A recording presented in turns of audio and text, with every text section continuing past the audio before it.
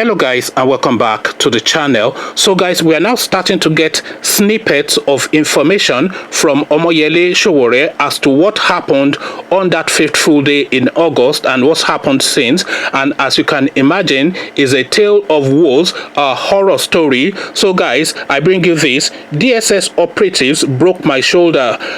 Sowore lashes out in court. So that's the headline. DSS operatives broke my shoulder. Sowore lashes out in court. So now let's see what Yele has to say. Detained Sahara Reporters publisher and former presidential candidate Omoyele Sowore has revealed that DSS operatives broke his shoulders whilst effecting his arrest a few months ago.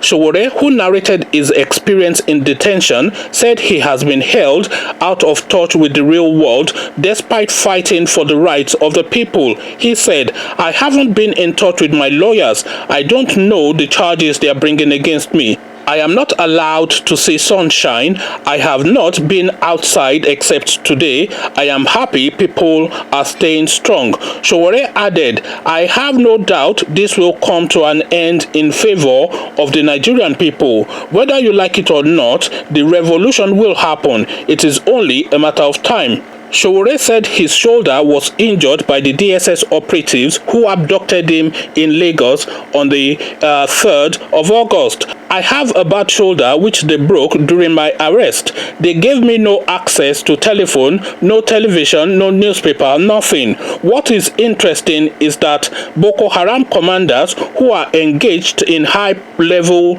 terrorism have access to telephone, television, and even cable in their cells.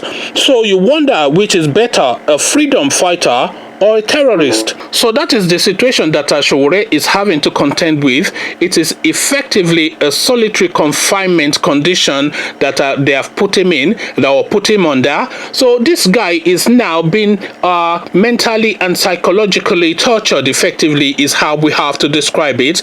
Because if you are prevented access to your lawyers and you are prevented access to what is going on in the world around you, and you are confined in a space to contend with the goings on within your own mind, then effectively is to wear you down mentally is really what they are trying to do, so that when they present him in court, he has no awareness of what the state of play is or where he should position himself in terms of what he's agitating for. So this is the psychological breakdown they are slowly administering, like a sort of like a Chinese water torture sort of system that they're using to try and break this guy down rather mentally. But then of course Sowore is too mentally strong for that, and he has too much of a backing from the people to be broken so easily by these elements who are just malamis. Really, you can't really have that a malami will break down somebody of the sagacity and robustness of Sowore. We will not allow that, and he certainly would not allow that as well.